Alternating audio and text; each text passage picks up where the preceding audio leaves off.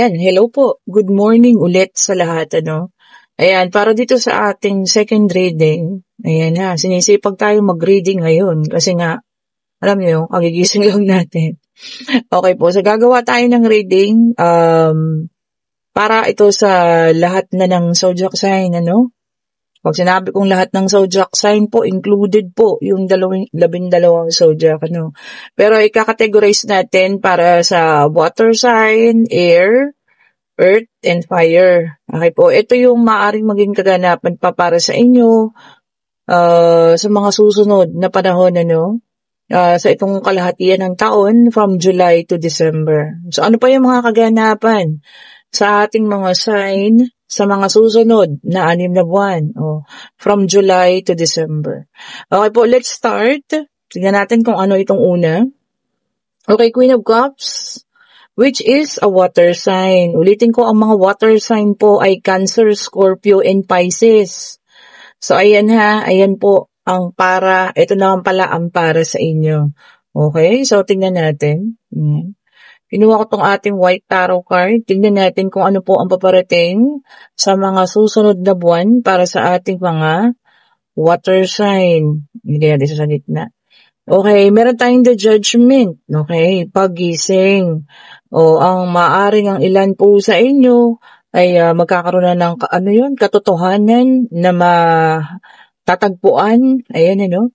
At parang magigising sa isang bagay na alam niyo yun, na matagal lang pangyayari. Pero parang wala kayong ginagawa. Pero eto na, no? Magigising na kayo sa mga bagay na yan. Kumbaga, may pagkakataon na para umalis kayo sa mga bagay na ganyan. Ang judgment kasi is the awakening. So, kung merong mga umaabuso sa inyo, pag-aabuso, verbal man yan, emosyonal, o physical, lalo na, no? Ayan na po. May pagising na at may pagkakataon na umalis kayo sa mga bagay na yan, ha? Etong mula July hanggang December. Ayan. And then, meron tayong the moon. Ayan. So, sa the moon naman, merong humihingi rito, no? Ng pag-asa pa. Baka merong mga sinusubok ng pagkakataon, no? Ayan, so meron pa humihingi ng pag-asa. Kumbaga, humihingi ng isa pang pagkakataon or maaring meron pang humingi sa inyo ng isa pang pagkakataon, ha. Tao ito, kaibigan, po pwedeng dating kaibigan, ano, karelasyon, ayan po, ha. So, maaring meron pong humingi sa inyo ng isang pang pagkakataon or kayo rin mismo, yung parang hihingi niyo sa sarili niyo ng isa pang pagkakataon. Di ba? Okay, and then meron tayong Ace of Swords. Ang ganda, A new beginning. Ayan, ha. Meron ding ilan sa inyo talagang papunta na para sa pagbabago, no? A new beginning, a new life, a new phase. Ayan. Pagbabagong yugto. Kayo mismo yung pipili. Kayo mismo yung talagang magdedesisyon kung ano na yung ating tatahakin sa buhay, ha. So, Ace of Swords is a new beginning, ano? Siguro mas tatapangan, mas malawak ngayon ang pag-iisip, mas lalakasan ng loob. Kumbaga, maaari din ito ay panibagong panimula sa ibang lugar, kung saan ka man po makakarating, ha? A new beginning.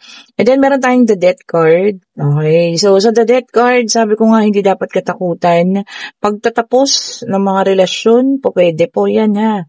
Kung meron kayong talagang, alam niyo yun, yung hindi na kaya, kumbaga toxic na sa inyo yun, dating talagang ayaw niyo na halos, no, na alam niyo yan, ay bumalik pa yung mga ganong pakiramdam. So, ayan po, ha, kayo na mismo po yung ayaw sa ganong sitwasyon. Ayan, ha, tatapusin na yan.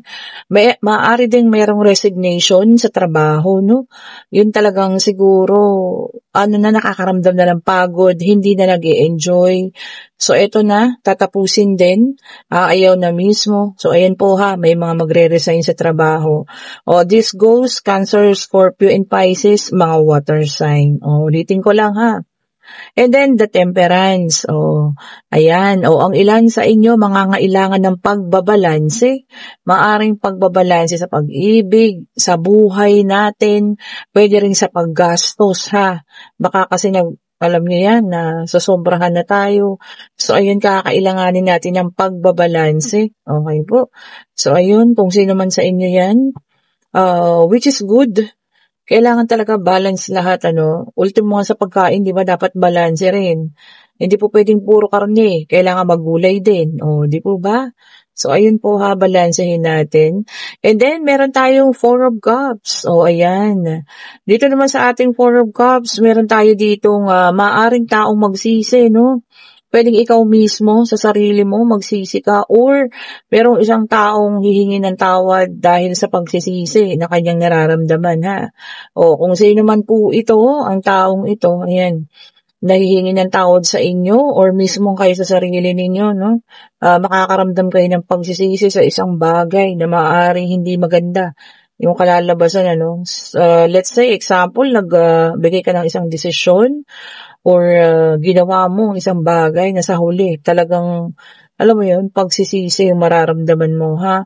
Or maaari din, may isang taong hihingi ng tawad sa inyo kasi nagsisisi na siya sa ginawa naman sa inyo. So, bahala na po kayo, ha, kung sino man yan or kung kayo mismo yan. Okay, and then meron tayo ditong Ten of Swords. Okay po. Makakaranas yung iba sa inyo, ha, ng pananakit. Okay po. Verbal, emotional, ayan, yun ang masakit, especially yung emotional. Kasi, yun ang pinakamahirap na pakiramdam, yung, alam niyo yun, may mga bagay na nakakasakit na nga, pero pilit pa rin paulit-ulit na ginagawa sa inyo, ha. Kagawa yan ito, 10 beses na pagtarak sa likod. Di ba naman? Kayo ang tatanungin ko, mag-stay pa ba kayo sa paulit-ulit na pananakit or kailangan ng bitawan? Di ba? So, ayun po ha, may mga paulit-ulit na maaaring manakit sa inyo. So, kung iyan ay pagbibigyan ninyo paulit, para kayo po ay inaabuso na. So, kailangan na talaga ng magising. Kaya nga pala may The Awakening, ha. Mga Cancer, Scorpio, and Pisces, uulitin ko para sa inyo yan. Okay, and then meron tayong King of Wands, para sa iba may paparating, ito ha, isang King of Wands, ayan, super sipag na tao, no? Hindi man siya ganun ka-good looking, hindi man ganun kagwapuhan, ha, pero ang tao pong ito ay napakasipag, at talagang alam niyo yun, napaka-family oriented, unang-una ang pamilya sa kanya, no? Unang-una yung, responsibilidad para sa kanya bago yung sarili. 'Di ba? Aninhin mo nga yung gwapo, wala naman trabaho, ikaw yung bubuhay. 'Di ba? Dito na tayo kay King of Wands. Na siya namang talagang alam niyo yan, hindi man kagwapuhan, hindi man ka pero super sipag naman. 'Di ba? Saan ka pa? 'Di ba po? Ang labanan po ngayon ay pagiging responsable na, ha. Okay po. Maaari kayo makakuha ng gwapo dyan, pero wala namang, alam niyo yan, paninindigan sa buhay. So, saan pa tayo? Di ba, no? Ayan, sana lahat makaharap ng taong ganun. Mamahalin ka, ituturing kang Disney princess, no? Sabi nga. Okay, and then tingnan natin dito. Uy, tingnan nyo, maaari meron din magpakasal, ha? Ang ganda. Okay po, maaari may magpakasal kasi napakaganda nito. Ayan. Cancer, Scorpio, and Pisces, ha. Maaari merong magpakasal sa mga natitirang buwan. Okay. Most likely, December to, no? Ayan. So, kung meron mang sa inyo, ha, ang magpapakasal, ayan po, at lalagay sa mas magulong buhay, tahimik na buhay. Ayan, congratulations. So, mag-start to ha, ang ating reading sa mga natitirang buwan, July to December. Ayan ha. Meron to magpapakasal. Congratulations. Ayan. Sana mapunta tayo sa taong nararapat talaga sa pagmamahal ninyo, ha? Ayan ha. At iba ang buhay mag-asawa po, iba yan ha. Sa mga girlfriend, boyfriend lang. Mararanasan niyo yan pag nandoon na kayo. Di ba naman? O, ayan. Congratulations sa mga magpapakasal dyan. So, kung anong buwan man ang mapili ninyo, no? Sana wag lang yung tag-ulan. 'Di ba? Ang hirap yata ng tag-ulan. Pero feeling ko mga December yan. Okay, and then meron tayo dito, magkakaanak naman. Ayan po, fertility. Ayan. Mag-ingat ha, lalo na yung mga buntis, no? Kasi baka maaari ding, alam niyo yun, makunan. May makunan po ha. Or meron din talagang magbubuntis. So kung may buntis na rito, mag-ingat. Ayan, baka maaaring makunan tayo. Tsaka kung ano naman, tawag dito, o hindi pa buntis, ayan, baka maaari daw kayong magbuntis, mga Cancer, Scorpio, and Pisces. Ingat mo ha, kung ayaw pa, wala pa sa panahon, ingatan ng sarili. Okay, tignan pa nga natin. Ang daming kaganapan ha, kasi marami pang buwan ang natitira. 'Di ba? Almost kalahati pa po yan ng taon. Marami pang kaganapan po. Tignan pa natin. Iwasan ninyo, kung pakiramdam ninyo no, na ayaw pa, hindi pa nyo kaya mag-alaga ng bata, umiwas po ha. Pero yung mga talagang kailangan na, yung mga gusto na mag-anak, ayan, para sa inyo yan. Kailangan lang din pong pag-ingatan. Tama naman, di ba, ang baraha. Especially kung may edad na yan, ingatan mo. Di po ba? Mula sa ating telepathy oracle cards, barrier, ayan ha. Ito, sabi niya rito, no? May mga obstacle para sa iyong pagmamahalan. Kumbaga merong haharang sa pagmamahalang uusbong sana. Ano ba yan? Sino ba to? Tao ba to? Pangyayari ba to? O kung ano man ito ha? O kung sino man yung makaka-resonate. Tingnan mo na agad kung ano itong mahaharang na to para sa pagmamahalan ninyong dalawa. Ganda. Ang daing kaganapan. Ang daing binigay ng ating card ha? Tingnan pa nga natin po ha. Tingnan pa natin. Kuha pa tayo isa pa. Ito napakadikit. Bihira kasing ginagamit. Ayun. Marriage. Talaga pong may kasalan na magaganap. Sabi niya rito, the marriage of souls is the union of two divine opponents. Ito tunay mga nagmamahalan. Ayan ha. May kasal na mangyayari kung sino man sa inyo ito. Okay po. Kumbaga, siguro talagang oras na, napapanahon, na kailangan na rin kayo ay magpakasal na, no? Para ma-enjoy niyo yung buhay mag-asawa, ma-enjoy niyo yung moment, no? Para sa inyong dalawa. Ayan. Eto bonus, maswerteng numero ha, para sa ating mga water sign, Cancer, Scorpio, and Pisces. Hingi tayo ng numero. Baka merong ibigay, Oops, ayan, nakita niyo yun? Tingnan natin. May number 8. Ayan po ha. Ayan, number 8 po.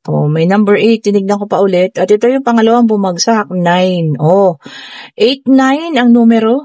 Yan, bonus lucky numbers para sa ating mga water sign, Cancer, Scorpio, and Pisces.